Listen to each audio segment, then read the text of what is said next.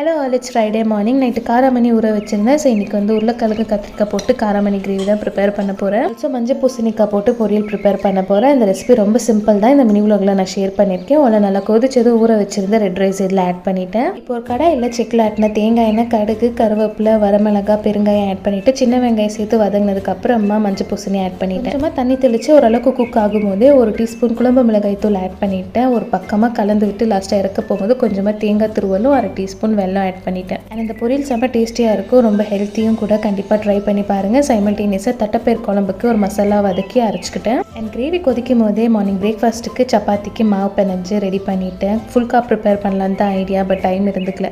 So normal சப்பாத்தியே prepare பண்ணிட்டேன். ஹஸ்பண்ட்க்கும் பாப்பாவுக்கும் பிரேக்ஃபாஸ்ட் கொடுத்ததுக்கு அப்புறமா இன்றைக்கி எனக்கு டீடாக்ஸ் வாட்டருக்கு சிம்பிளாக சியா சீட் வாட்டர் கூடவே நட்ஸ் அண்ட் ட்ரை ஃப்ரூட்ஸ் எடுத்துக்கிட்டேன். கையோட ஹஸ்பண்ட்க்கு லஞ்ச் பாக்ஸ் பேக் பண்ணிவிட்டேன். இந்த மினி vlog பிடிச்சிருந்தா மறக்காமல் ஒரு லைக் கொடுங்க. அடுத்த ஒரு வீடியோவில் பார்க்கலாம் ஃப்ரெண்ட்ஸ். பாய்.